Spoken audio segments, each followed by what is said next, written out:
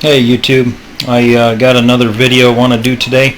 Done this video in the past, but didn't really turn out that well, so I wanted to do it again. But basically, we are going to make some homemade laundry soap using those ingredients right there. We got borax, Arm & Hammer washing soda, and we've got Zote soap, which is can be purchased at, I got this at Walmart. I've also found it at the discount stores, not the Dollar Tree, but I think it's Family Dollar. Maybe I ever found it before, but this is $1. And I like this soap rather than using like Dove or Ivory or any type of bar soap like that, because those soaps will make your laundry soap separate. The top will be coagulated, the bottom will be nothing but liquid, and then you have to shake and that. This makes a nice even mixture throughout the whole thing, so it's just better overall. So then we're going to use some glycerin, and then you can use a choice here. This is at the Dollar Tree. You buy this whole canister for $1, or you can get OxyClean, but basically we got 16 ounces here, which is a pint. Pints pound the world around. So here's what we're going to do. I've already got the water's going to start to boil here. Here's what the soap looks like out of the package. So we're going to take the Zote soap and we're going to put that in the water and basically just let it melt. Stir it up periodically, and then here's our bucket. Bucket's empty, so we're going to refill our bucket. But what we can do until while we're waiting for the soap to melt is we're going to take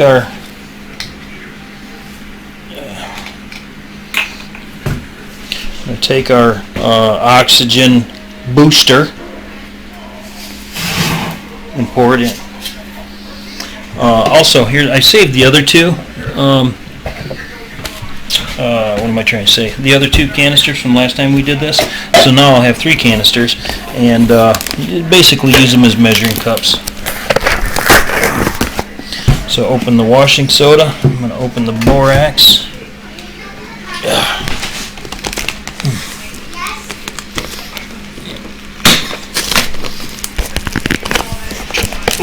Borax here. Okay. All right. So what we're going to do is we'll take the borax and we'll fill that up, 16 ounces. So it's my recipe's real easy. 1 of the oxygen booster, 1 borax, 1 washing soda, or 16 ounces of each. Okay, and 1 bar soap. Now we're going to go ahead and fill this.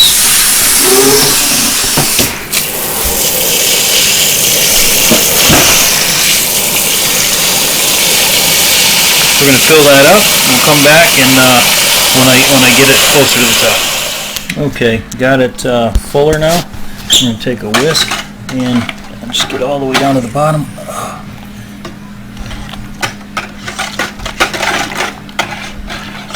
It's a little hot. You have to let it cool off a little bit.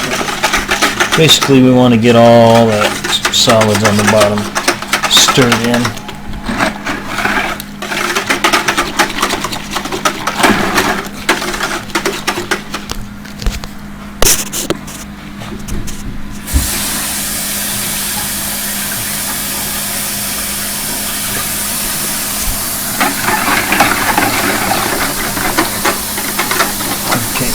Stir. Okay. And we're stirring our Zote soap.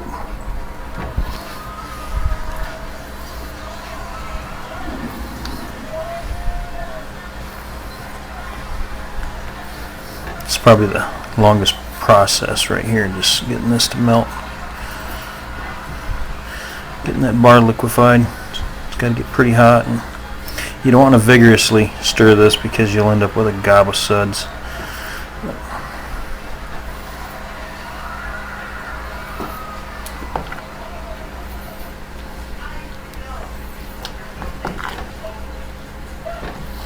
Okay, so we'll come back after we get this all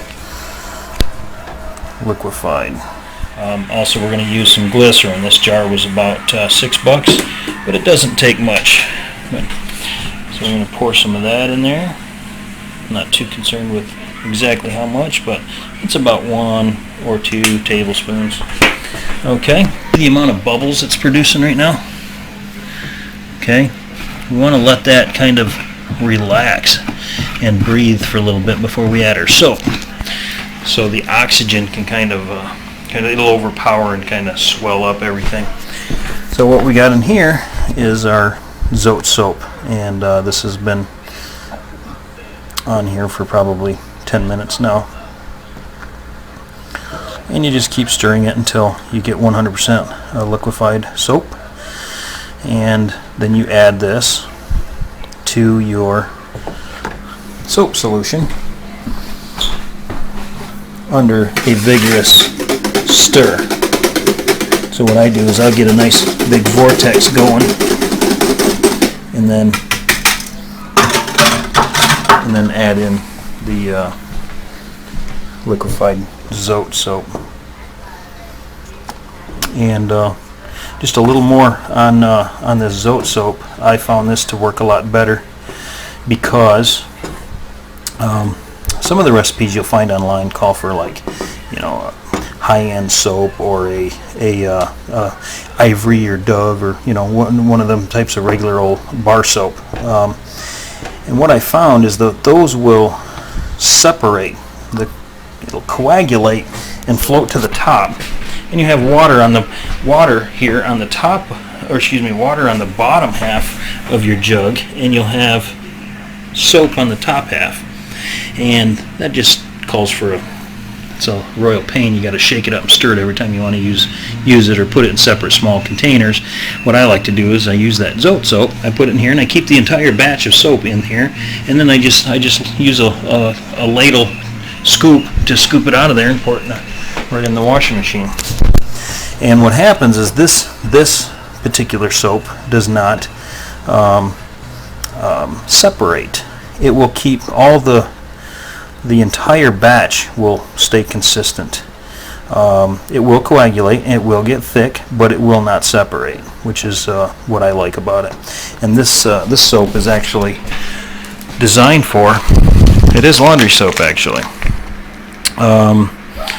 but it's you know, you'd use this for doing your banging your clothes on a rock or a washboard or something like that. So that's what it's designed for, but it works great. And for $1, man, it goes a long way.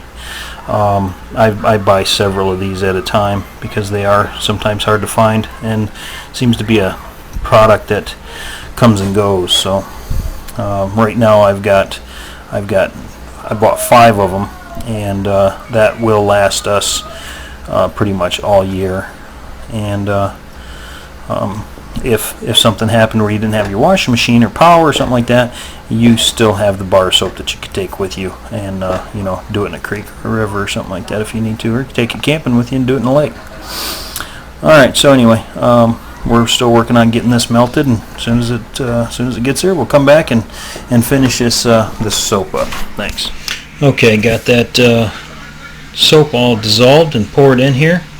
Here's that oxygen action I was telling you about.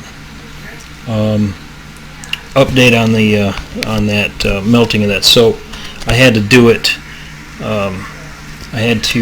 The water got. What am I trying to say here? The water was apparently at 100% saturation. So what I had to do was strain it off, pour all the dissolved and the liquefied soap into here, and the solids were put back in the pot and added fresh hot water and boiled it again. I had to do that 3 times to get it all to dissolve. I forgot the last time I made this. I used a much larger pot, and just put it on the stove and let it simmer, and it melted. But it all worked out. So now that's activating, doing its thing. Somebody might have a better technical term for it, but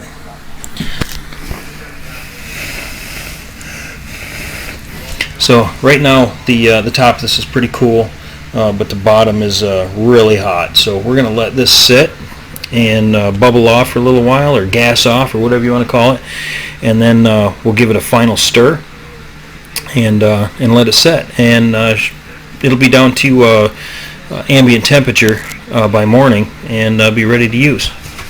So we'll come back to it here a little bit later this afternoon, or maybe in the morning, and take another close look at it. And we'll look at the viscosity of the soap, and we'll talk about how much we use and that sort of thing. Thanks for watching. All right, here's the finished product. I let it set overnight, and I just took the whisk and stirred the top portion of this up a little bit. I want to show you what the consistency of this is. But what you'll find that when it reach down in here and pull some of this up, it's still warm down on the bottom.